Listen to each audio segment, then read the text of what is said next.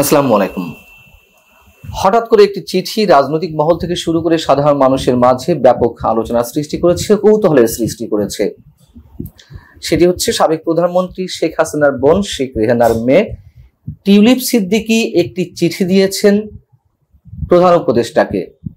সেই চিঠিটি আন্তর্জাতিক গণমাধ্যম দ্য গার্ডিয়ানে প্রকাশ হয়েছে।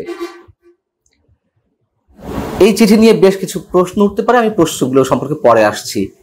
চিঠিতে ডক্টর মোহাম্মদ ইউনূসের প্রতি যে কথাগুলো লিখেছেন টিউলিপ সিদ্দিকী, তার সারমর্ম হচ্ছে এরকম যে তার বিরুদ্ধে বর্তমান অন্তর্বর্তী সরকারের যে অভিযোগ অথবা দুর্নীতি দমন কমিশনের পক্ষ থেকে দুর্নীতির অভিযোগে যে মামলাগুলো তার বিরুদ্ধে করা হয়েছে এবং গ্রেপ্তারি পরোয়ানা জারি করা হয়েছে, একটি বৈঠকে বসলে মুখোমুখি হলে তার সম্পর্কে সব ধরনের ভুল বুঝাবুঝির অবসান ঘটতে পারে, এমনটাই দাবি করেছেন টিউলিপ সিদ্দিক। দর্শক, আপনারা জানেন যে টিউলিপ সিদ্দিকের বিরুদ্ধে অনেক ধরনের অভিযোগ উত্থাপিত হয়েছে। প্রথম যে অভিযোগটি আসে, ডিফেন্স কোপ নামে একটি অনলাইন পোর্টাল, সেখানে বাংলাদেশের রূপপুর পারমাণবিক বিদ্যুৎ কেন্দ্রকে কেন্দ্র করে ব্যাপক অঙ্কের টাকা লেনদেনের অভিযোগ আনা হয়েছিল, কিন্তু তার সত্যতা এখনো পর্যন্ত কিছু পাওয়া যায়নি। এমনকি যুক্তরাজ্যে টিউলিপ সিদ্দিকী অথবা তার মা শেখ রেহানা ক্ষমতার অপব্যবহার করে ৭,২০০ স্কয়ার ফিটের একটি ফ্ল্যাট তারা পেয়েছিলেন, যে ফ্ল্যাটটি টিউলিপ সিদ্দিকী ব্যবহার করছিলেন, এরকম অভিযোগ উঠেছে। কিন্তু এসব অভিযোগেরও যুক্তরাজ্য সরকার কোনো ধরনের সত্যতা খুঁজে পায়নি। তারপরও ব্যাপক বিতর্কের মুখে তাকে সিটি মিনিস্টারের পদ ছাড়তে হয়। এসব ঘটনা আমরা জানি। আমরা গার্ডিয়ান যেটি বলছে এবং টিউলিপ সিদ্দিকী ডক্টর মোহাম্মদ ইউনূসকে উদ্দেশ্য করে যে চিঠি দিয়েছেন, সেই চিঠিতে যা বলা হচ্ছে একটু আপনাদেরকে শোনাই সারাংশটুকু। গার্ডিয়ান বলছে, নোবেলজয়ী অর্থনীতিবিদ মোহাম্মদ ইউনূসকে চিঠি দিয়েছেন টিউলিপ সিদ্দিক। ওই চিঠিতে ইউনূসের সঙ্গে সাক্ষাতের অনুরোধ করেন সাবেক সিটি মিনিস্টার। এই সাক্ষাতে চলমান বিতর্ক নিয়ে নিজের অবস্থান তুলে ধরতে চান তিনি।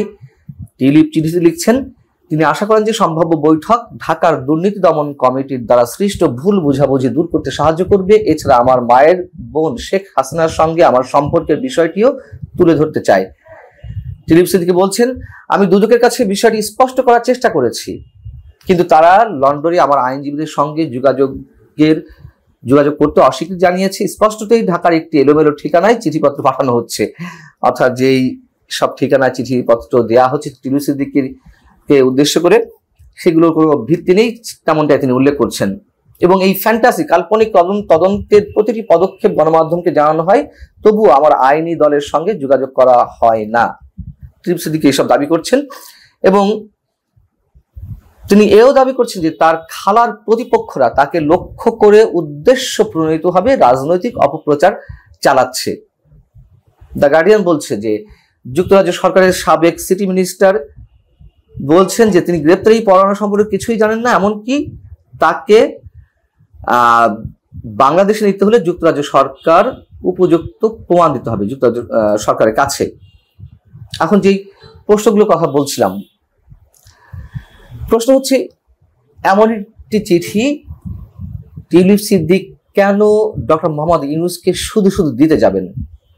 তিনি তো ভালো করে জানেন যে ডক্টর মোহাম্মদ ইউনূস সরকারের মূল যে টার্গেট, মূল লক্ষ্য উদ্দেশ্য, তা হচ্ছে শেখ হাসিনার সরকারকে ঘায়েল করা, মানে যে সরকারের পতন হয়েছে সেই সরকারের সঙ্গে জড়িত এবং আওয়ামী লীগের সঙ্গে যারা জড়িত বা আওয়ামী লীগকে টার্গেট করে যা যা করা দরকার সবকিছুই করবে এবং করা হচ্ছে।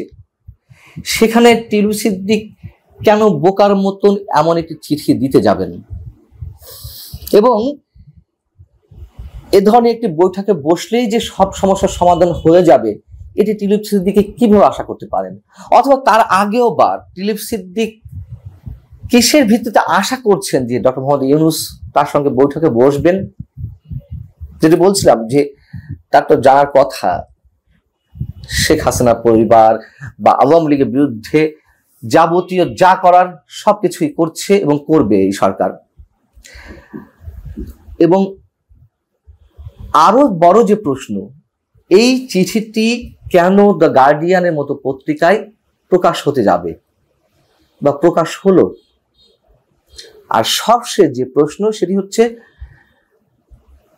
ডক্টর ইউনূস সরকারকে তো অবৈধ বলে আসছে আওয়ামী লীগ, সেই সরকারের প্রধানের সঙ্গে আলোচনায় বসে প্রকারান্তরে কি এই সরকারকে বৈধতা দেওয়া হয় না? বিষয়গুলো আমার কাছে একটু কেমন খাপছাড়া খাপছাড়া লাগছে। তবে চিঠি যে দিয়েছেন বা সেটি গার্ডিয়ানে প্রকাশিত হয়েছে এ বিষয়ে তো আমরা নিশ্চিত। ভালো থাকুন সবাই, আল্লাহ হাফেজ।